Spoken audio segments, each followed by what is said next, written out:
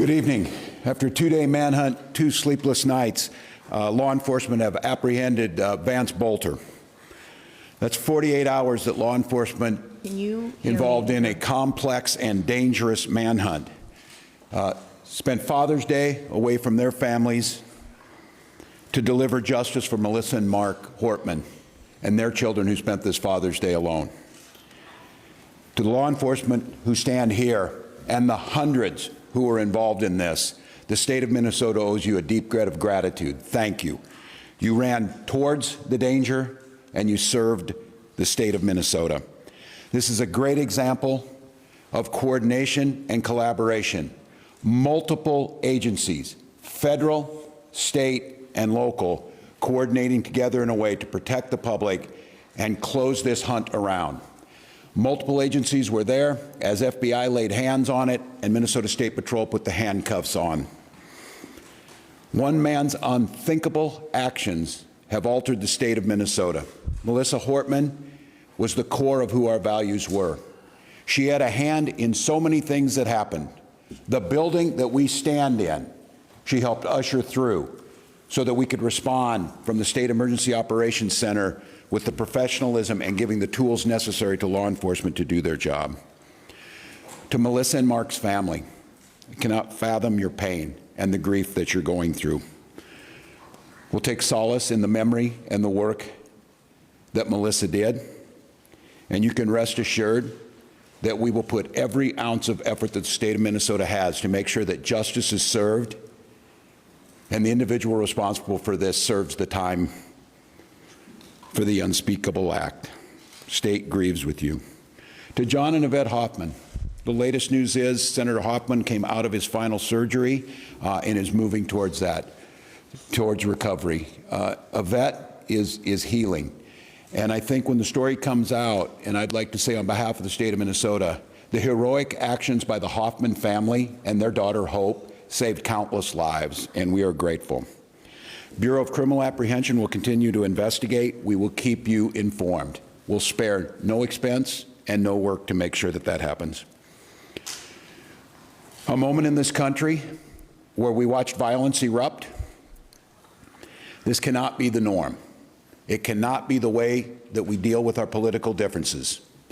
Now's the time for us to recommit to the core values of this country. And each and every one of us can do it. Talk to a neighbor rather than arguing. Debate an issue. Shake hands. Find common ground. This is who Melissa Hortman was. In the first negotiating session that I had a chance to work with her, she got all the partners in the room, and she provided each and every one of us a copy of a book called Getting to Yes. And the whole premise was debating with a sense of goodwill, a sense of trying to come to compromises that serve everyone. And because of her, we did that. Because of her, we did that year after year after year. That's the embodiment of how things are supposed to work. It's not about hatred. It's not about mean tweets. It's not about demeaning someone.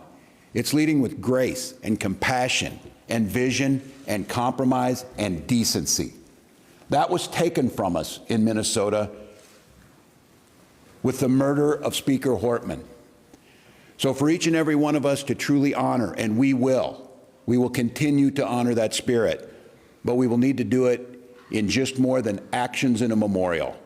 Conducting ourselves in the spirit that Melissa Hortman did her work is what the country needs to heal. I will once again say the deep debt of gratitude. These professionals standing behind us and countless others.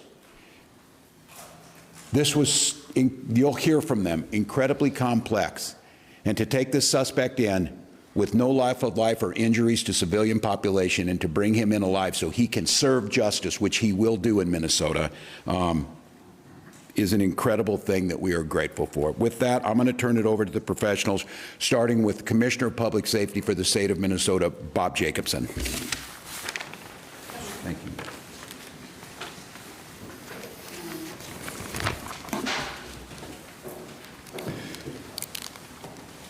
Good evening. It's good to see you all here tonight. Thank you for coming in. My name is Bob Jacobson. I'm the Commissioner of Public Safety. And again, it's my honor to serve in that position. First of all, I want to thank all of the law enforcement agencies that have been working tirelessly over the past 2 years since the shooting at Senator Hoffman's home. The coordination between state, local, and federal law enforcement partners is the reason we are here tonight, and the suspect is in custody. Boelter exploited the trust our uniforms are meant to represent. That betrayal is deeply disturbing to those of us who wear the badge with honor and responsibility. We want to thank community members across the state for their support, for their tips, and their information. And I want to thank Governor Walz for his continued support through this very difficult time. With that, I will pass this off to Superintendent Drew Evans of the BCA. Thank you. Well, good evening, everyone. My name is Drew Evans. I'm Superintendent of the Minnesota Bureau of Criminal Apprehension. As was noted and was previously described, Vance Boelter was taken into custody in Sibley County. We were with you earlier today when we provided information about the manhunt and the myriad of law enforcement that have come together working in partnership so that this evil cannot be continued. The first step in a case like this is that we take him into custody, and then the work will continue and begin to make sure that we have all the evidence we need to ensure that he is held accountable for his crimes. Please bear with me, but I think it's important because it has been noted by the governor, just to give you some background on the teams that were down there, and I may even be missing some in terms of this because there were law enforcement partners, not just from the Twin Cities, but across the state of Minnesota that came together. From the Brooklyn Park Police Department, the Tri-City SWAT Team, Eagan Police Department, Burnsville Police Department, our South Metro SWAT Team, the FBI, ATF, United States Marshal Service, State Patrol, Washington County Sheriff's Office, Ramsey County Sheriff's Office, the Richfield Police Department, St. Paul Police Department, Bloomington Police Department, Sibley County. We had Riverview Medics, Green Isle Fire Department, and LifeLink in the area, in addition to Prior Lake, Crow River SWAT, and the Hennepin County Sheriff's Office. And again, I may have been missing, and I apologize to my partners for that we do that. I share all of that for you because that's the commitment when this sort of evil is in one of our communities, that law enforcement comes together to put all of their resources together to make sure that that person is taken into custody. That is so that people across the state of Minnesota and legislators that were targeted in these attacks and that may have been listed can breathe a sigh of relief as quickly as possible as we came together in an incredibly complex set of circumstances in that. He was arrested, as you saw earlier this evening, in the area of 35600 block of 200th Street, Green Isle. What happened in that is, as we noted, there was a manhunt going throughout the day in that area that we've discussed previously, and there was information provided that he was seen in the area. When that information was provided to the investigators that were conducting the ground search, they converged on the area with a number of SWAT teams with the assistance of the Air Wing from Minnesota State Patrol, and we'll provide a few more details about the end of coming into custody in a little bit, but he was taken into custody at that time. He is in custody, and a reminder for anybody that was not, when we've previously said that, taken into custody under a state criminal warrant. That information will be made public, if it is not already, detailing the complaint that he is charged in the cases at this time with the murders of Speaker Hortman and her husband, Mark Hortman, also with the shootings in John Hoffman and Yvette Hoffman for those crimes, and will be moving forward. We are also in close contact with our federal partners, both the FBI, United States Attorney's Office, who are examining whether or not additional charges should be brought at the federal level related to this at this time.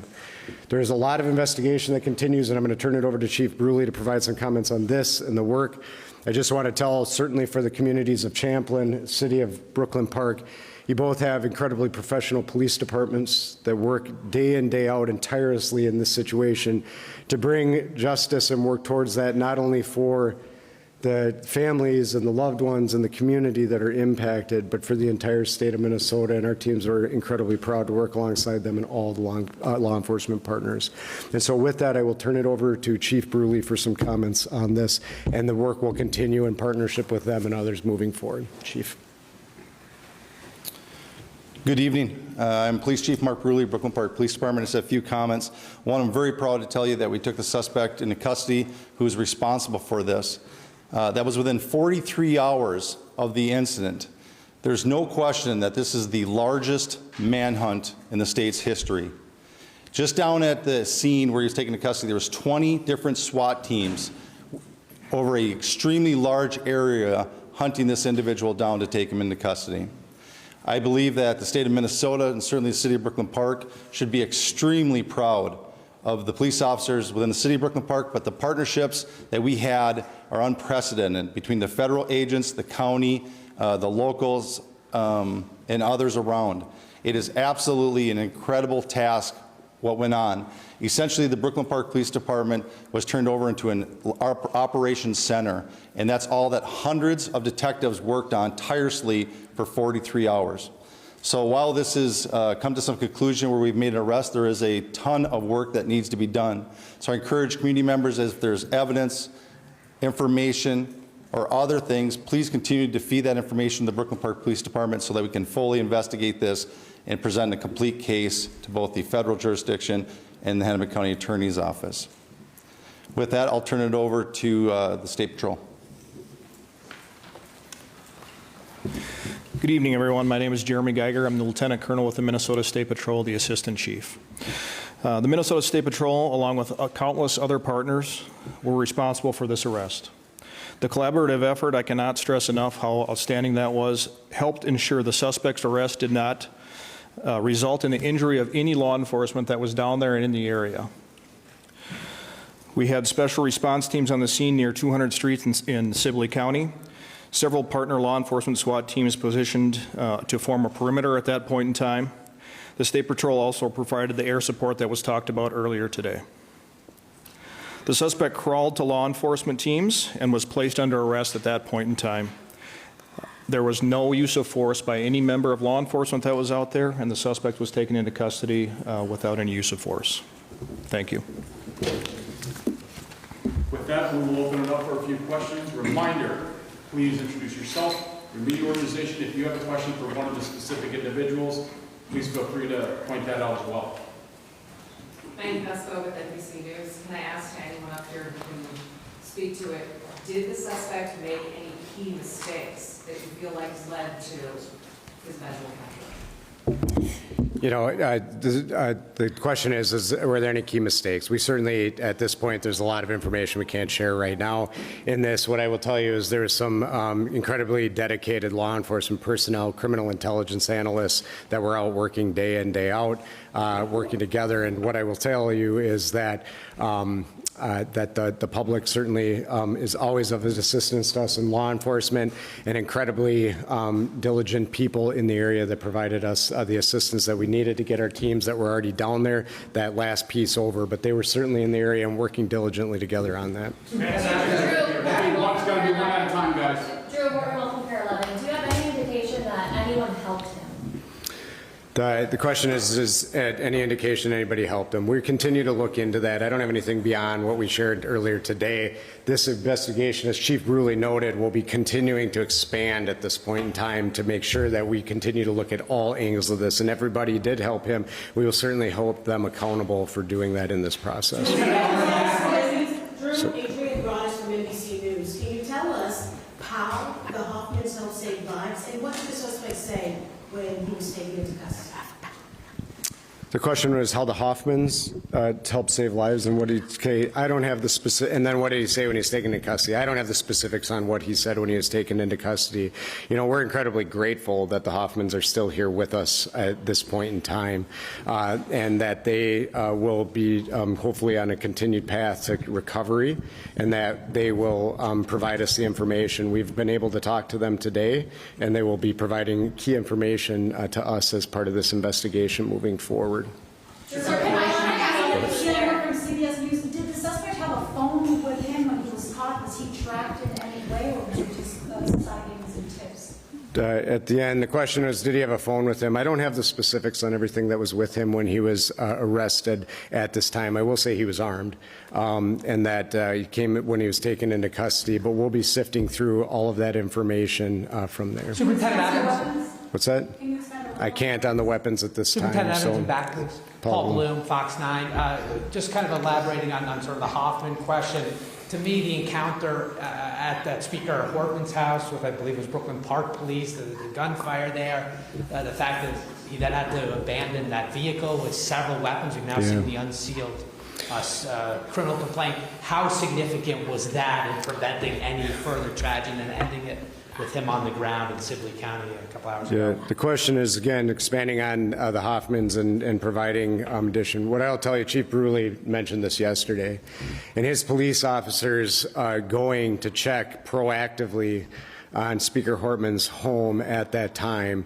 If that had not happened, I have every confidence that this would have continued throughout the day. By his officers encountering him at that, he was forced to abandon the vehicle that he had at that time and lead to what we got to today. So by that incident occurring and the law enforcement communication that was occurring, it allowed the proactive approach that was able to get to the point where they were able to now eventually take him into custody today. And just one other clarity question on Thank you. I just want to clarify, there's a little bit of detail that the Ramsey County Sheriff has provided. I just wanted to see if we can nail it down. So it's the detail that he had provided to the Star Tribune is that for about an hour, Boelter had tried to evade arrest, and that 8 teams crawled in a ditch to try to corral him.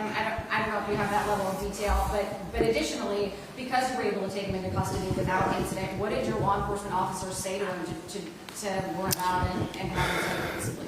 So the question is about the teams and then what was done to get him into custody. So we don't get into operational details for the safety of our law enforcement going forward in terms of what it is. But what I can say is the incredible teamwork that was done and the large number of law enforcement certainly put us in a position where they were able to maneuver into this area to safely put him in a place where, you know, I don't know what was going through his head and I wouldn't speculate, but they have incredibly professional teams that are trained on this and how to take somebody into custody, and they provided the commands and he gave up peacefully. Thank you. Superintendent Jonah Kaplan from WCCO and CBS News. First, if you could just speak personally for you and all your colleagues. I imagine this is a relief for a lot of you. Can you talk about it, what it means to you personally to have this done? Only a few hours ago, you weren't sure if he was in the state, let alone in the country. Yeah, the question is the relief for all of us. I mean, the relief for us in law enforcement is we feel an incredible amount of pressure to bring a person into custody, to bring safety to the community. These professionals behind me and their teams, this is what they do. This is what they get paid to do, and they're honored to do the work on behalf of Minnesotans every single day. So the relief is that we can bring that sense of relief to communities across Minnesota, legislators that were on that list, and that's what we want to do. Superintendent. At what point did you get the call, and from whom generally, that he was in that area in Reno? The question was on the call and when did we get it. It was happening over the time. I don't have the specific timeline, but we were alerted as soon as there was a spotting of the person in the area for all of the command staff here, and as our teams continue to work and as they worked in and honed in. Can you speak a little more about the technology that was used? You said today earlier that you received about 400 tips. Yeah. We know there was surveillance footage that was used for pictures. You just mentioned, or someone talked about the air team. Was it a fixed wing? Was it a helicopter that was following him? What role did technology play? Yeah, the question is what role, and I can't get into all the technology, obviously.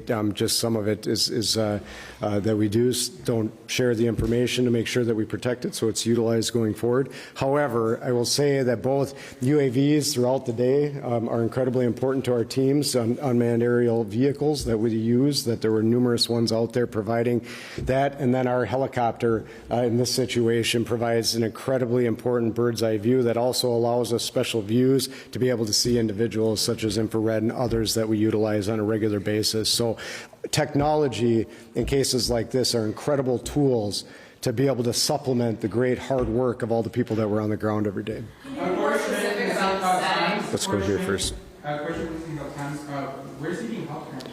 So right now he is being interviewed at a law enforcement facility. More information on where he will actually be ultimately will be released at a later time. What law enforcement agency or facility? I can't share where he is currently, but that information will be available soon. I'm more concerned about the setting in which he was, I know there are things you can't give away, but we see things like trails and fields, they're talking about him crawling. What can you tell us about where he was hiding during this time? Yeah, so this is, where was he hiding? This is in a rural area. These are fields and different wooded settings around, and that's where he was ultimately captured. Sibley County is, a rural county in the state of Minnesota, and so it's what a lot of that streams, fields, woods, crops, and so where he was ultimately taken into custody was in a field. Did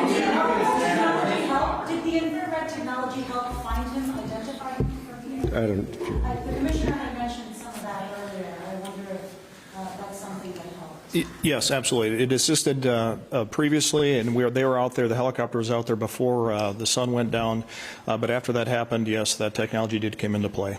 How long did you know that he was there? I'll turn that back over to the superintendent here too, but I don't think that that information is available right now.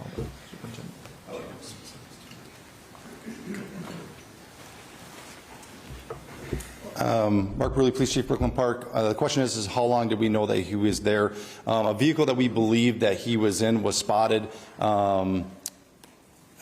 many hours before and had been abandoned. An alert police officer believed that he may have seen the individual running into the woods, and that started a large-scale perimeter that we set up, or down in Sibley County set up, and we started to deploy resources, including the Brooklyn Park SWAT team, and along with many other SWAT teams, to contain an extremely large area, knowing that this is a very dangerous individual. During that, we got privy to additional information of an individual that was in the woods, and that search went on for many hours until ultimately we were able to locate him in the woods. In approximately an hour and a half or so, we were able to close the distance in with the technology and the State Patrol helicopter, and where we were able to call him out to us. Hi, please have WCCO News. Are you doing more information about motive, and are you guys considering this an act of domestic terrorism? Yeah, it's absolutely way too soon to say that right now. That's where the investigation, we have been just solely focused on the manhunt. And the goal is to give some calm to the situation of many individuals that were on the list that were worried about their safety. And this is a very dangerous individual for our community. And that's why so many resources and such a great collaboration came together to focus on removing him from society so that we can restore some sort of calm and bring some healing to our community and to our state. Now begins the hard work of looking at what the motive is, looking at putting this case together, and so that's yet to come. Hey, Mark, people that were on the list, on what other, I know there are politicians from Wisconsin on this, what other states were people on this? It was multiple states. I don't have the exhaustive list, but it was multiple states that were on there. Do you have some states that were on the list? Right? Yeah, we can. There's a few. I don't want to say it because it won't be exhaustive, but Wisconsin, Illinois, Michigan, some others that were on there. There was a variety. Nebraska, Iowa. We've had contact. What I will tell you, and I will not get into any more specifics beyond that, we are in coordination with our federal partners and our fusion centers in those states to coordinate with local law enforcement and the FBI in those states and the state fusion centers that are there to be able to provide that information and notify those individuals that they were on that list. Are you concerned that there's other people out there that could have been working with them? The question is, are we concerned there's other people out there that could be working with them? We will fully explore that. I've said on this, we are relatively confident, we are confident that the violence that he committed and the murders he committed and the attempted murders, that he conducted that activity alone. We will be exploring if there are any broader network. We have not uncovered any of that at this time, but that will be part of our investigation, and we will fully explore that. So thank you. Thanks. Thank you. We will. Thank you. Thank you. Thank you, everyone.